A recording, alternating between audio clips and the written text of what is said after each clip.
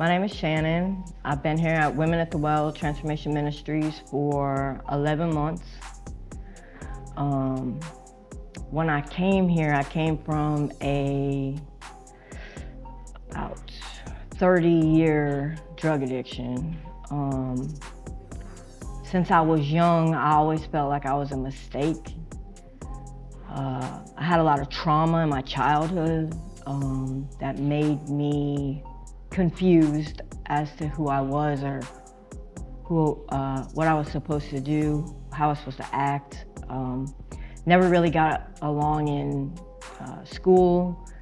I ended up going to my first juvenile detention program when I was 11.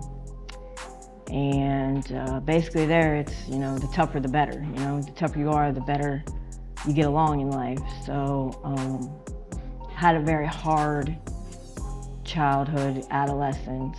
I had a lot of trust issues. Two people in authority in my programs had abused me also. So it became hard for me to even trust authority figures. When I was about 16 or 17, I started thinking that had I not been a female, that I wouldn't have the abuse happen and trauma happen to me as a kid and as an adolescent.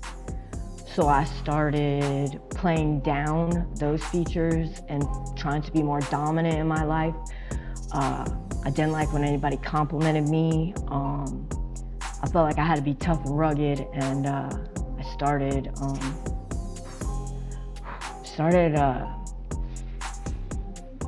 trying to live like a man, trying to live like a boy. To me, that meant that none of that stuff that happened to me when I was younger actually happened. I changed my name. I went by Brooklyn Shane. Anybody called me Shannon, I just ignored it. I lived that way in and out of prisons for 22 years. I did through 5 prison stints. Even in prison, I stayed high. I just wanted to be numb. I didn't want to have to deal with life. Didn't know how to deal with life.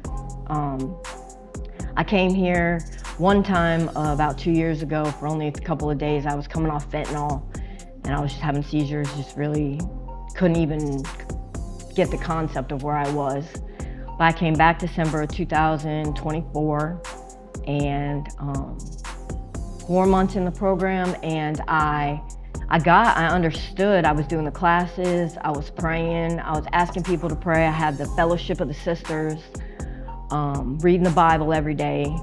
But 4 months into that, I walked out one day. I let another person talk me into leaving, and I went out the back gate, didn't want to see any of the sisters or anything, went out the back gate. Within 24 hours, I was back at the front door, begging to come back. I got raped by some people in one of the county city parks here, and just in a bad situation, don't know, by the grace of God, got back. And when I came back, Pastor Mel gave me the grace to come back in within 24 hours. He brought me back into the program. And that day, honestly, is where my journey with God really started. I was so messed up when I came back that everybody just loved on me, and it made me realize that there's something different. Nobody was mad that I left. Nobody was angry at me because I let that stuff happen to me. Nobody was yelling at me. Nobody was giving me punishment or anything.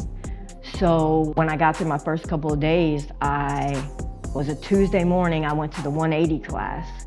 And it's a video we watched, Steve Austin. He was saying how your beliefs as a child come from your trauma, which a lot of us don't realize, that our whole belief system as a child, if you don't learn a good belief system or learn how to change that belief system, I thought I was a mistake.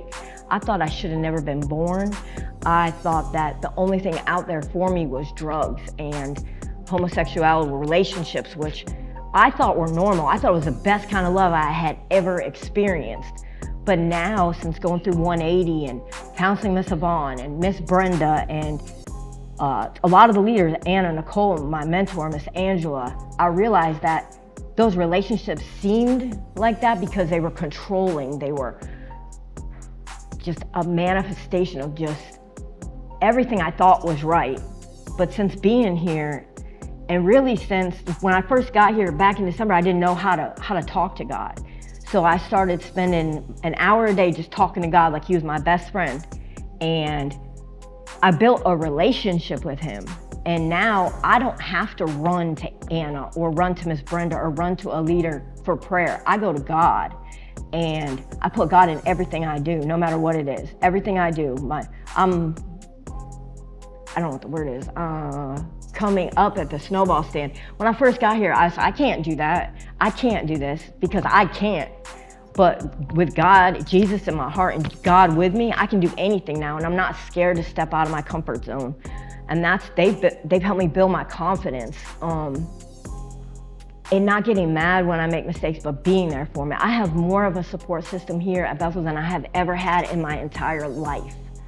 The opportunity to just grow and know that God's got me and that I have a family here who's got me. And I just thank God for the family. I've only been here years, so I don't have a whole lot to say, but I know that God's given me confidence.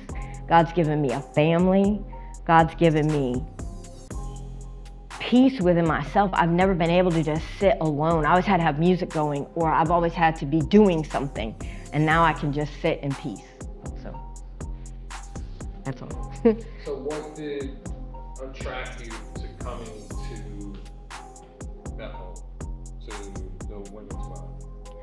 So I had come back here, I came 2 years ago with my girlfriend. And when we came, I accepted Jesus into my heart with Pastor Mel at the church service. Even coming off fentanyl, I could barely make it up to the speaker, I remember. So I live in Tampa, and that's in Polk County. So I was going in Polk County committing about to go commit a serious crime that I would probably have done life in prison for. And on the way to commit the crime in Polk County, I got arrested for a misdemeanor.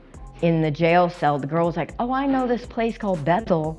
And I had contacted Pastor Roger. We didn't even remember that I had been here before at that point in time when I was in jail.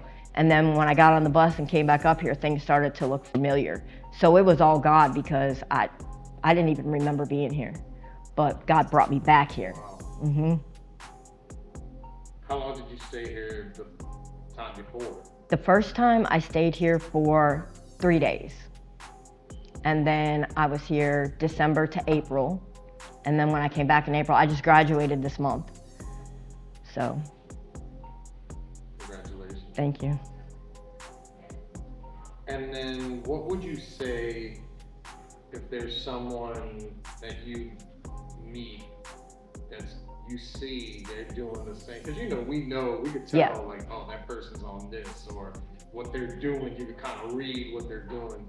If you've seen someone that was like you one day walking down the street and you know what they're about, what would you say to kind of let them know about this place? That everything you're thinking, everything you're feeling, all the thoughts that are running through your head are from the devil. God has something so much better for you. You just gotta stomp on the devil and get those thoughts out of your head, that you are worth something, that you do have a future, that God has got something so much better for you if you just give him the chance. You've served the devil for how many years? Just give God a minute in your life and you'll feel so different.